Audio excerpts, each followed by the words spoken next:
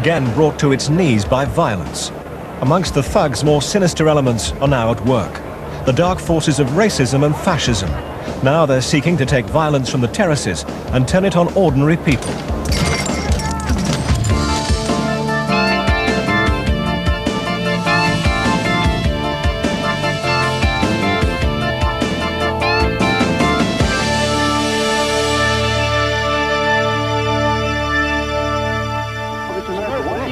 Meet Charlie Sargent. He runs a right-wing terror organisation. Their victims include women, teachers and pensioners. Meet his right-hand man, Will Browning. He's known as Wilf the Beast. His task is to recruit political terrorists from the terraces. Tonight, World in Action investigates the explosive mix of fascism and football, and exposes the brutal men who boast that the nightmare returns.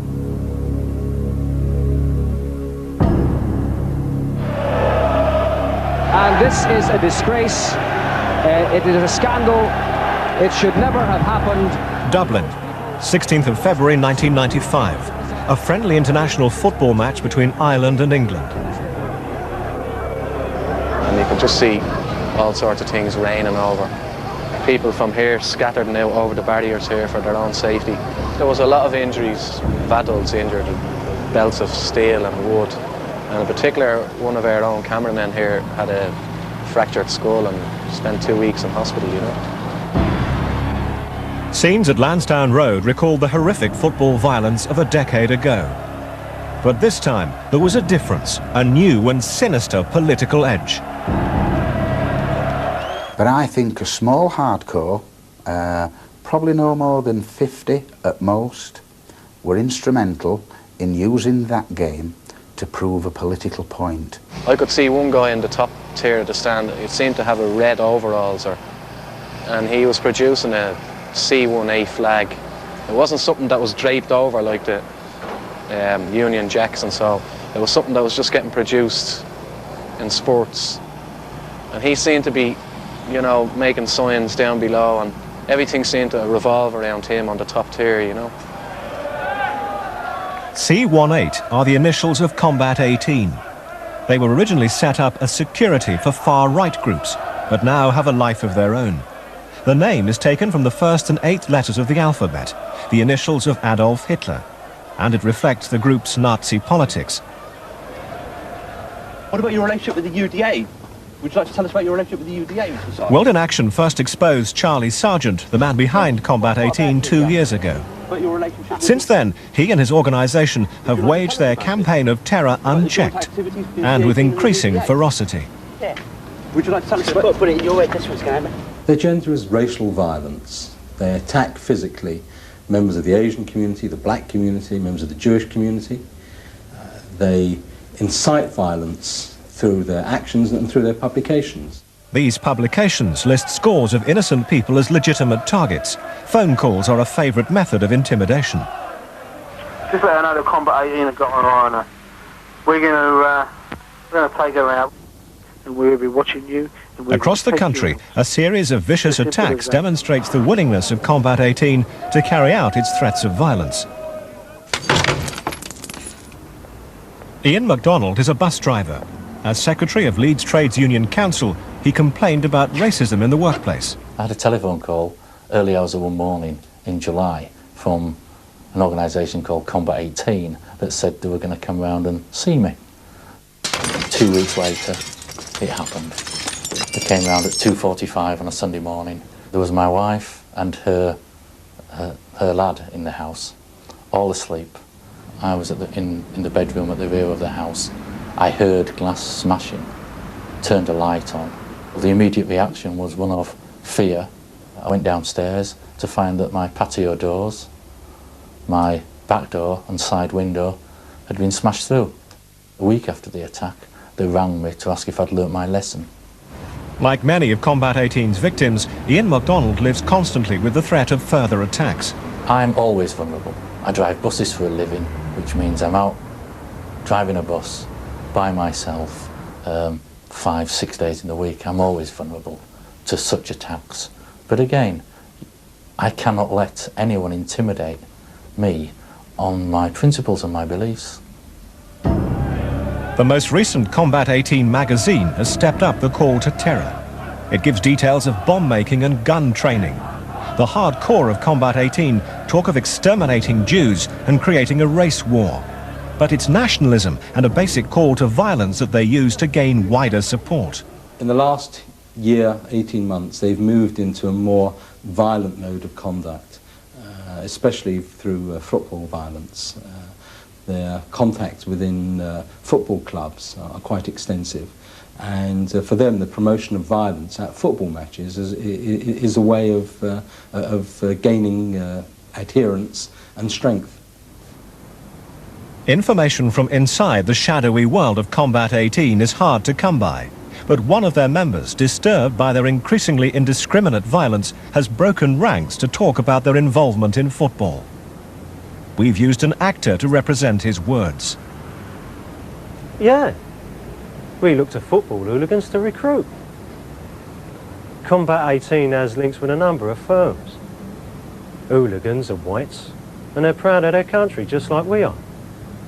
And we can give them the opportunity of a good off against niggers, IRA supporters and Reds. I think they're more organised, I think they're more cunning, much more devious than they ever were. I think the problem is they probably put their message across better to some of the youngsters who follow football. And certain parts of their politics I can see may well be attractive to some of the younger elements who follow football. The England World Cup qualifying matches in 1993 provided an opportunity for the move into football. During the summer of 1993, Charlie and a few of the C18 inner core met with some of the top boys from a number of crews, like Chelsea, Arsenal, Millwall, Portsmouth and Oxford. We've been able to take some of the top boys from these firms into our other activities. None of this leafleting nonsense, but to deal with our opponents.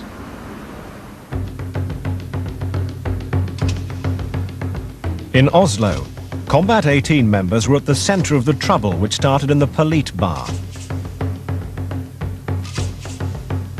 The next game was in Rotterdam, and Combat 18 boasted in their magazine of their success in causing violence. C18 managed to send a 50-strong expeditionary force to Holland, and despite hassle from the Dutch old bill, they still managed to whip up enough trouble wherever they went. C18 football fans can add this to their list of results. Well done, lads. The opportunity for organised violence is not the only thing that attracts hooligans to Combat 18. The one thing we do find that runs through the football scene is the violently anti-Irish feeling. The one chant we hear when England play abroad, when the domestic teams play abroad, is the no surrender to the IRA. Ireland, an anti-IRA, is always good for us, because the leading boys are loyal to their country, and so are sick of seeing our boys being killed by the IRA. There was a pro-Ireland march in London the other year. There were hundreds of us, all the main firms. That's the way Charlie would like us to develop. Combat 18 has always had strong links with loyalist terrorists. They've used this hard man reputation to gain status among football hooligans. We have video evidence of certain well-known football hooligans from around the UK gathering in public houses along the march route, giving the Nazi salute through the windows as the march has gone past. Amongst this gang from the Chelsea headhunters firm are leading members of C18. Last year, they linked up again to launch an attack on an Irish pub in London. Combat 18 boasted of it in their magazine, The Order. A group of 80 nationalist and loyalist Chelsea fans attacked the Old Bell pub in Kilburn Iro, smashing windows and pelting the terrified Troops Out demonstrators inside the pub with bottles and bricks. We're expecting something, you know, because it was in the wind that something might happen, you know. But it did happen. Brick came through the window and the whole glass smashed all over the place. I was watching the door and they burst in. About 6, I'd say. And they said, "Come on, you Irish bastards." and they started firing stools behind the bar. They smashed all the optics, and then I think they were going to start in the customers. Combat 18's efforts over the last 18 months paid off with their biggest success to date in Dublin. The anti-Irish feelings of a large number of hooligans were exploited by Combat 18 organisers. Combat 18 is not an exclusive club, and it's not the sort of thing that you join. I think a lot of people who went to Ireland joined the so-called Combat 18 banner. They were there for the day, just to prove their political point for that day. So we have to remember that they are a small group, but a small group can do a lot of damage.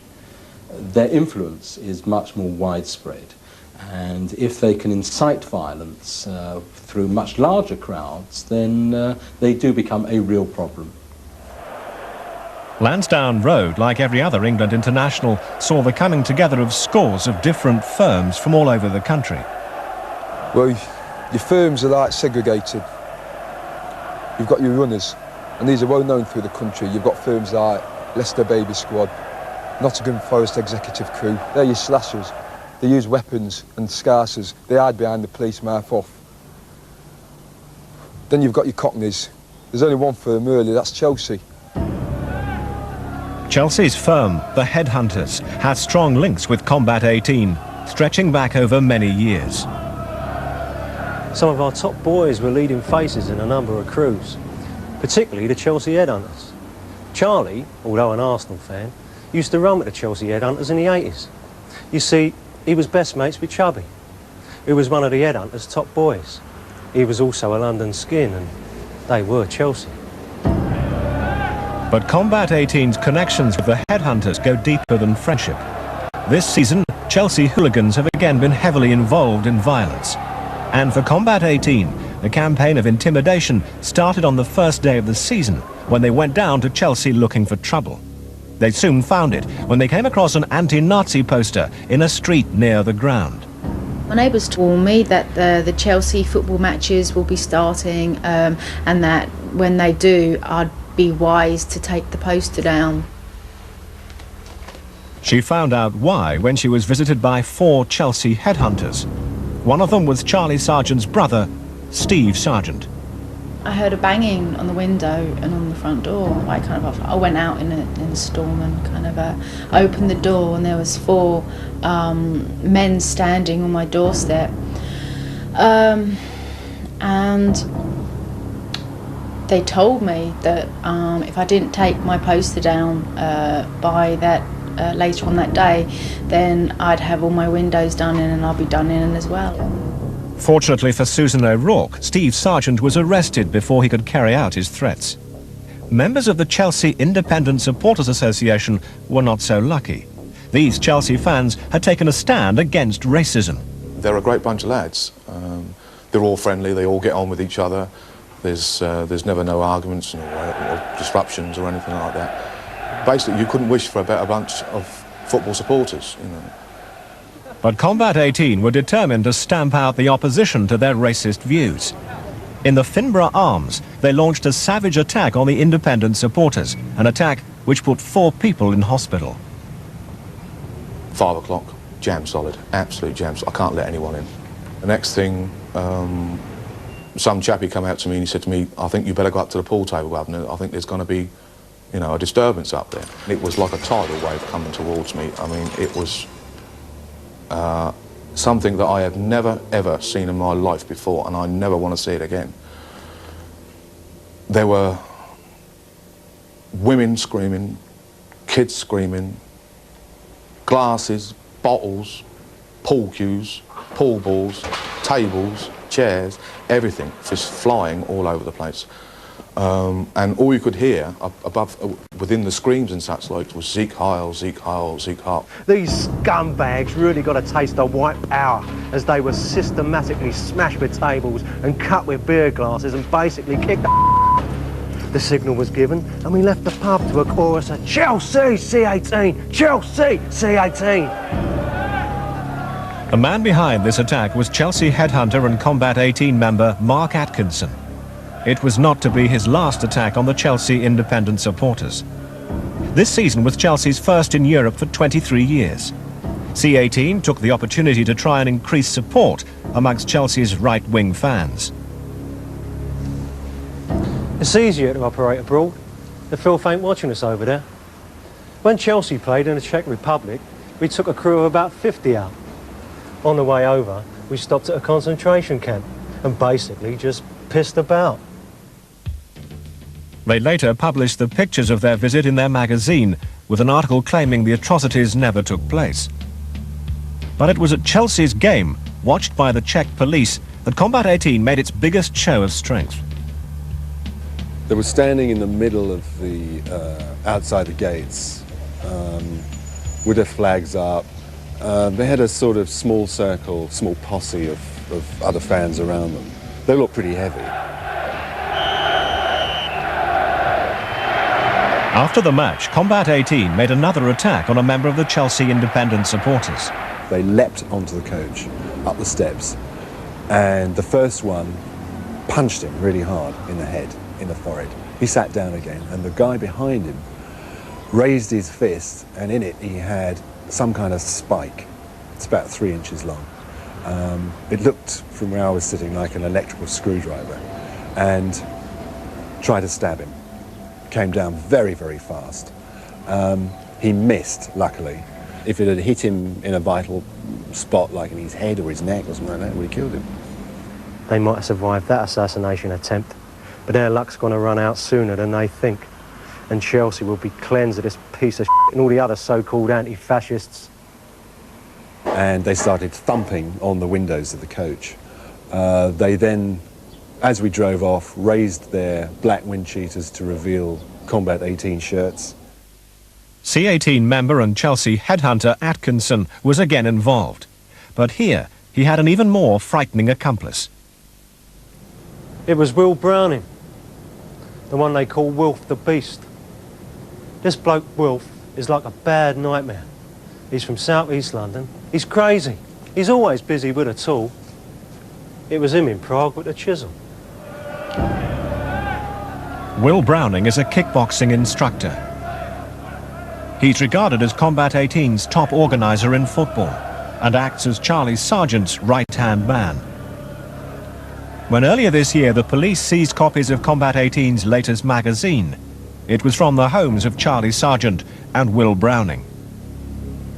In spite of the race-hate material contained in these magazines, neither Will Browning nor Charlie Sargent have been charged. While Mark Atkinson, Charlie Sargent and Will Browning continue to push their message in football, the violence they encourage spreads.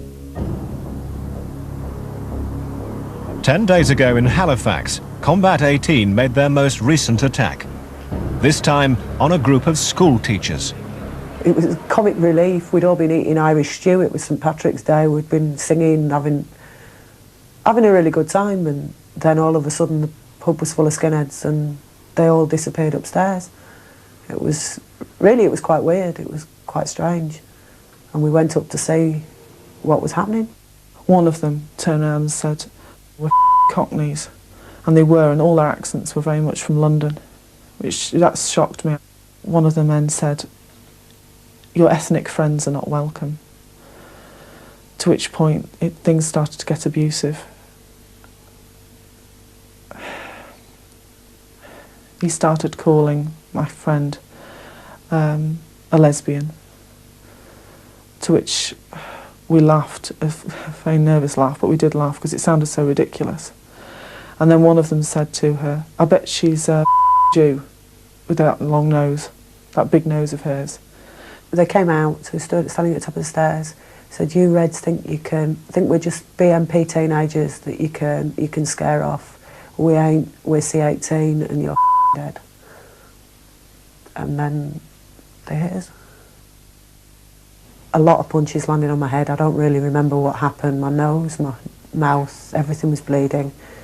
My friend jumped in to try and protect me, and basically I heard her nose crunch. It was horrible. I got punched twice in the face. I got a broken nose. I don't remember the second punch. I was stunned. My glasses flew off. And I just remember this blind panic, this absolute panic, as 20 to 25 skinheads punched and kicked 8 of us down a flight of stairs. The teachers had no idea of the identity of their assailants. We asked them both to look at some photographs. Amongst them were pictures of leading members of C18. He was the one who told us he was Cockneys, and he's also the one that told us he was Combat 18. They were very proud of who they were. Oh God, yes. It's him. He's the one that assaulted me. Yeah. What do you feel looking at him? Fear. It brings it all back. I'm shaking now. It brings the pain back. It brings back horrible thoughts that I'd never thought I'd experience in my entire life. I never want to experience again. The teachers identified their attackers as Charlie Sargent and Will Browning. Browning is a violent man motivated by racist politics. As a headhunter and as Combat 18's main organiser in football, Browning seeks to exploit violence on the terraces for his own political ends. Combat 18 is a small group, but one with a disproportionate influence. If its activities are unchecked, then it could lead to serious problems within football.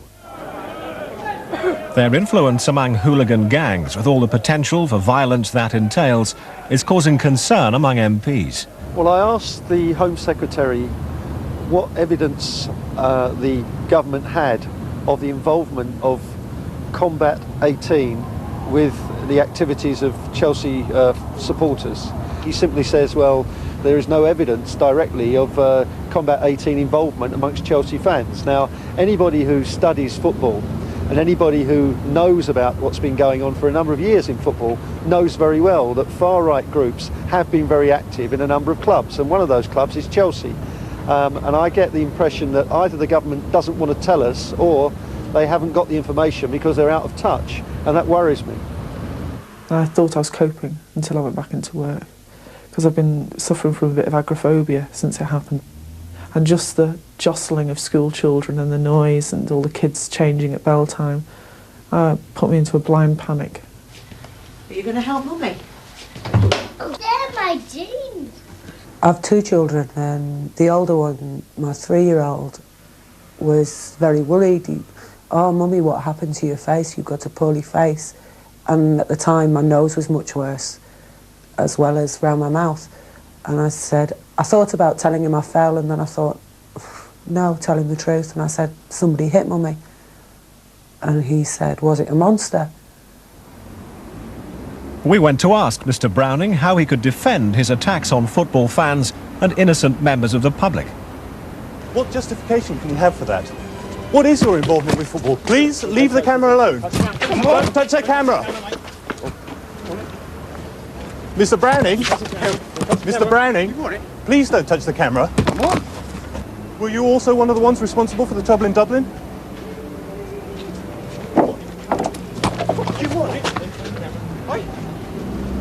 Mr. Browning, please don't hit the camera.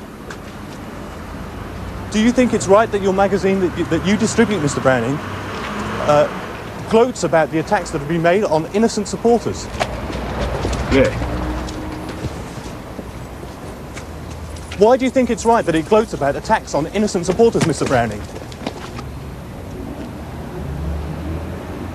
George, watch out! The man's got a screwdriver.